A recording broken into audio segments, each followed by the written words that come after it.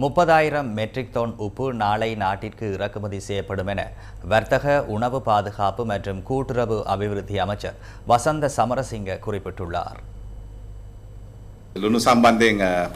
உப்பு தொடர்பிலான பிரச்சினை ஒன்று ஏற்பட்டுள்ளது.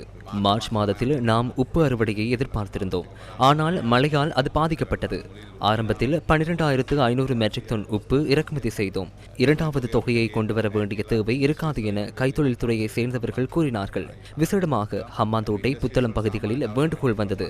கைத்தொழில் துறைக்கு ஒரு நாளிற்கு சுமார் 500 மெட்ரிக் டன் உப்பு தேவைப்படுகிறது. உணவிற்கும் ஏனைய தேவைகளுக்குமாக இந்த அளவு தேவைப்படுகிறது.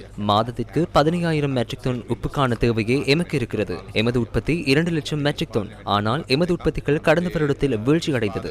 மார்ச் மாதத்தில் அவர்கள் பெரும் போக அறுவடையை எதிர்பார்த்திருந்தனர். பின்னர் மே மாதம் அறுவடையை பெற எதிர்பார்த்தனர். ஆனால் அதுவும் தற்போது வீழ்ச்சி அடைந்துள்ளது. ஆகவே நாம் ஒரு தீர்மானத்திற்கு வர வேண்டி ஏற்பட்டது. கைத்தொழிலாளர்களுக்கு உப்பு கொண்டு வந்து கொடுப்பதற்கே நாம் முதலில் முயற்சித்தோம். கைத்தொழில் அமைச்சு மூலம் நாம் 30,000 மெட்ரிக் டன் உப்பினை இறக்குமதி செய்ய உள்ளோம். அந்த உப்பு நாளை நாட்டிற்கு இறக்குமதி செய்யப்படும். அதன் பின்னரும் பற்றாக்குறை ஏற்பட வாய்ப்புள்ளது. ஹம்பாந்தோட்டை லங்கா சோல்ட்டில் 1 லட்சம் மெட்ரிக் டன் உப்பு அறுவடையை எதிர்பார்த்தோம். ஆனால் 60,000 மெட்ரிக் டன் உப்பை அறுவடை செய்ய முடியும் என அவர்கள் நினைக்கின்றார்கள். ஆகவே பற்றாக்குறை ஏற்பட வாய்ப்பு இருக்கிறது. ஆகவே அரசாங்கம் ஒரு தீர்மானத்தை எடுத்திருக்கிறது.